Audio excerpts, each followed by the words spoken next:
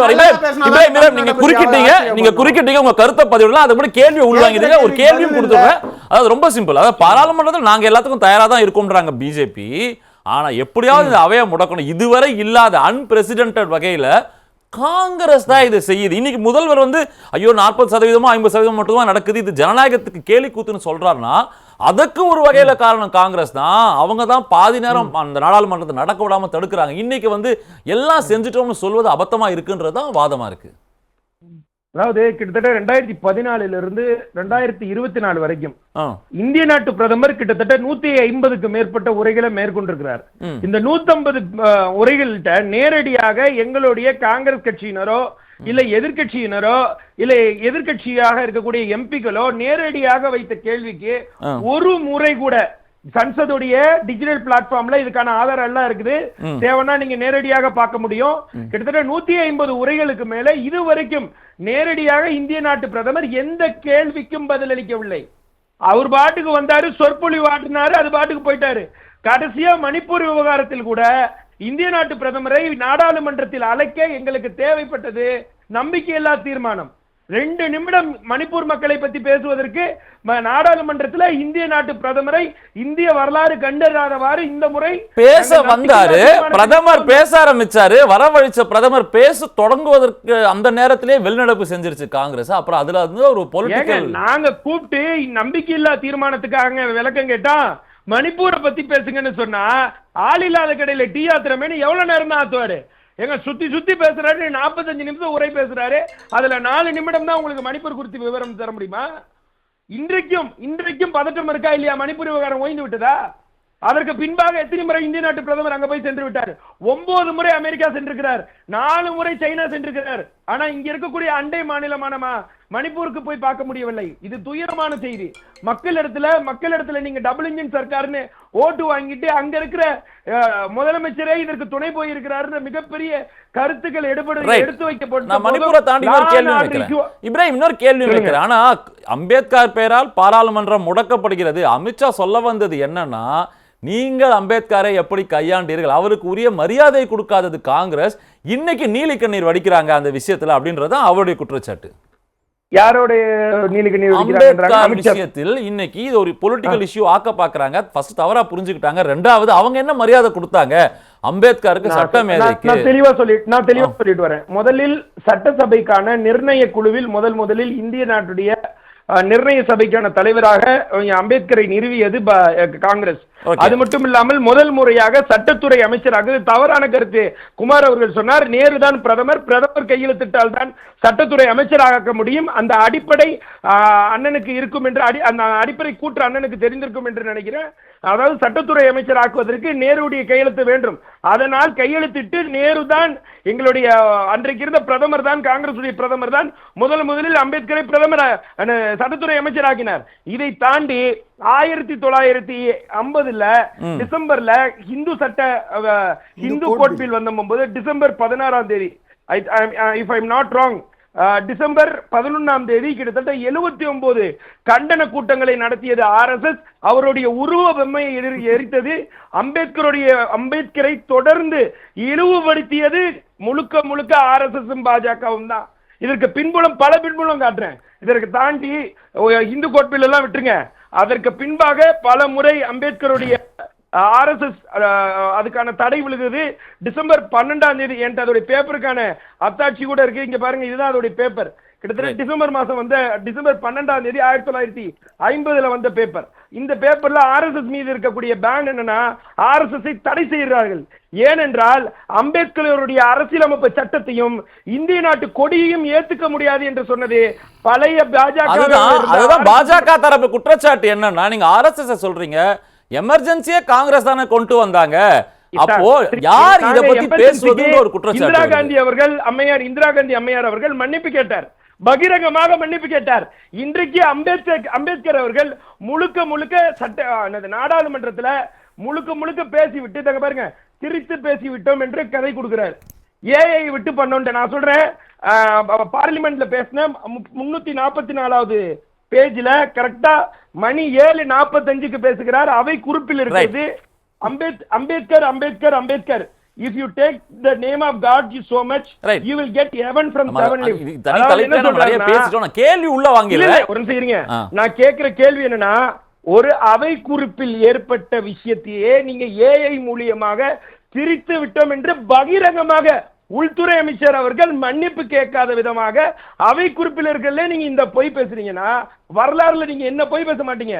ஏன் வயநாடோட சம்பவத்துல வெதர் கண்டிஷனுக்கு ஃபோர்காஸ்டிங் கரெக்டா பண்ணணும்னு சொன்னார் தானே இந்த உள்துறை அமைச்சர் அவர்கள்? அதுக்கு பதில் அளிக்கலையா கேரளா சிஎம்? நம்ம தலைப்புக்குள்ள வருவோம். தமிழ்நாட்டிலிருந்து போன எம்பிக்கள் ஸ்டாலின் மிகைப்படுத்தி பேசுகிறார். என்னங்க அவங்க குரல் எழுப்பினாங்க, அது அவங்க கடமை, அவ்வளவுதான். அதுக்கு மேல என்ன இருக்கு? ஏதாவது அதனால் பலன் அடைந்தோமா, இதை முடிச்சோம், இதை செஞ்சோம், இதை வாங்கிட்டு வந்தோம் அப்படின்னு ஏதாவது இருக்கான்ற வாதத்தை தான் ஸ்ரீதர் வைக்கிறாரு. Very good question. அதாவது இதை கேட்டவருக்கும் நெறியாளர் திருப்பி எடுத்து வைத்தவர்களுக்கும் நன்றி. என்னன்னு கேட்டீங்கன்னா, 40 எம்பிகளை மக்கள் வாக்களித்து இந்த கட்சிக்கு கொடுத்த போது அந்த கட்சிக்கும் எங்களுடைய தமிழ்நாடு முதலமைச்சர் அவர்கள் கூட சொன்னாரு, வாக்களித்தவர்களுக்குமான ஆட்சி, வாக்களிக்காதவர்களுக்குமான ஆட்சின்னு. அந்த முறையில் இந்திய நாட்டு பிரதமர் நடந்திருக்க வேண்டும்.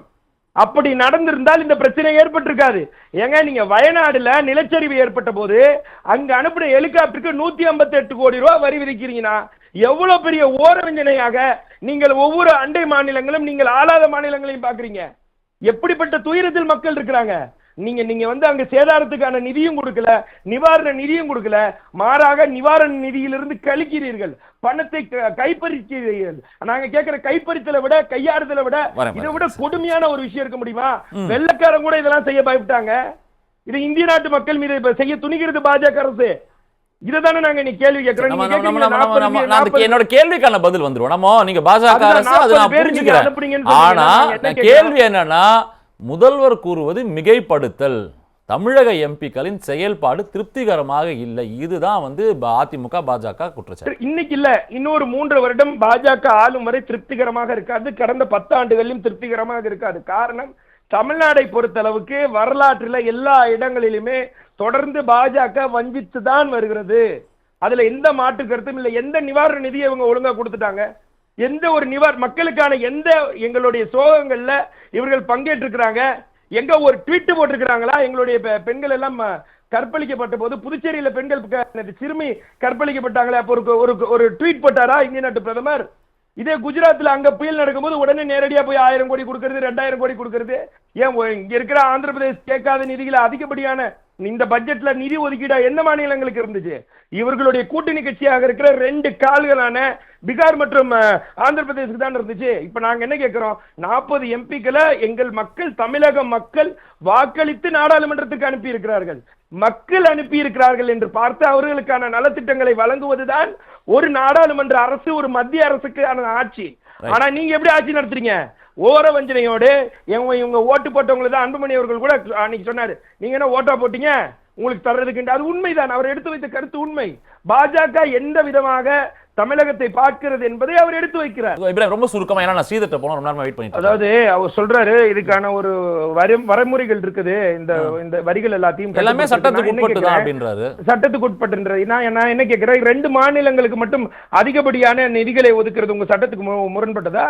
இல்ல குஜராத்துக்கு அவங்க கேட்கறது, அவங்க கேட்கக்கூடிய 2200 கோடிக்கு பதிலா மினிஸ்டர் ஆஃப் ஹோம் அஃபேர்ஸ் வந்து 5880 கோடியை சாங்ஷன் பண்ணிட்டாங்க. பேச விடுங்க.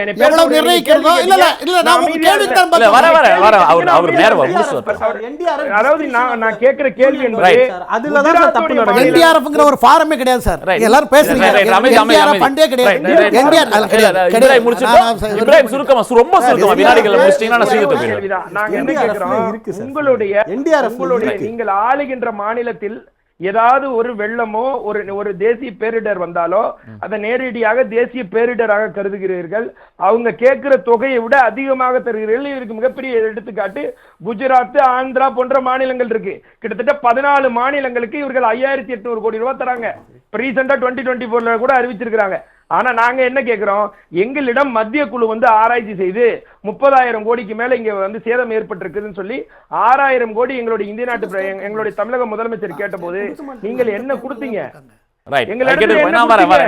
ஒரு ரூபா கூட கொடுக்கல, மாறாக எங்களுடைய வைப்பு நிதியை திரும்பி அலோகேட் பண்ணீங்க. நன்றி. நான் சீதர் ரொம்ப அலோகேட் பண்ணீங்க. நன்றி இப்ராஹிம். வீட்டு பிள்ளையாக பார்ப்பது. நாம தொடர்ந்து பேசுவோம். இப்ராஹிம் ரொம்ப சிம்பிளான ஒரு கேள்வி. ஜனநாயகத்துல எம்பிக்கள் சரியா பெர்ஃபார்ம் பண்ணலனா தோற்கடிக்கப்படுவாங்க. ஆனா பாஜக தொடர்ந்து 3 தேர்தல்களா ஜெயிச்சுக்கிட்டே தான் இருக்காங்க, ஆட்சியிலே இருக்காங்க. காங்கிரஸ் தான் பல இடங்கள்ல தோல்வியை சந்திக்குதுன்னா அதற்கு காரணம் அந்த எம்பிஸ் எம்எல்ஏஸ் மேல் நம்பிக்கை இல்லை அப்படின்றது தான் வாதமா இருக்கு. முதல்ல இந்திய நாட்டுல மொத்தம் 4120 எம்எல்ஏக்கள் இருக்கிறாங்க, சரியா?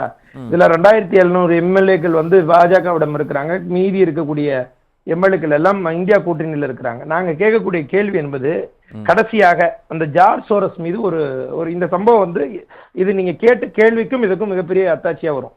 ஜார்ஜ் சோரஸ் குறித்து பியூஷ் கோயல் அவர்கள் லோக்சபால 2 நேரத்துல 0 ஹவர்ஸ்லயும் பேசுறாரு, கொஸ்டின் ஹவர்ஸ்லயும் பேசுறாரு, அதே மாதிரி ராஜ்யசபாலையும் பேசுறாரு. ஒரு தடவை பேசியதை மறுமுறை பேசக்கூடாது, இது நாடாளுமன்றத்தின் விதி.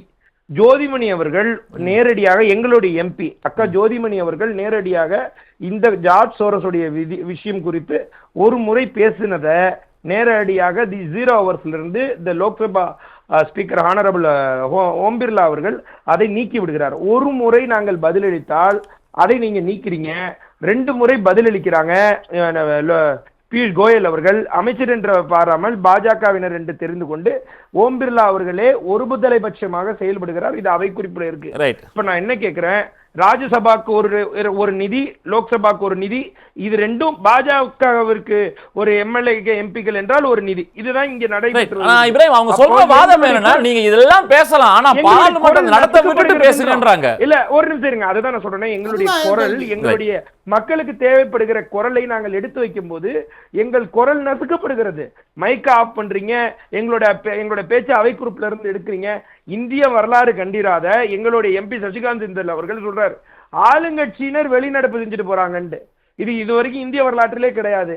அப்போ இது எந்த இடத்துல நோக்கி போகுதுன்னா, காங்கிரஸ் மக்களுடைய பிரச்சனையாக இருக்கக்கூடிய இந்த இன்ஃபிளேஷன், அதாவது பண மதிப்பிழப்பு மற்றும் பணவீக்கம், அதே நேரத்தில் அம்பானியுடைய அதானியுடைய மேட்ரு, அது இல்லாமல் இன்றைக்கு இருக்கக்கூடிய மணிப்பூர் விவகாரம் போன்ற எல்லா விவகாரத்தையும் மக்களுடைய விவகாரத்தெல்லாம் கேள்வி நன்றி அதை திசை மாற்றும் வரையில ஒவ்வொரு மாற்றம் செய்வது பாஜக. நான் புரிஞ்சுக்கிறேன்.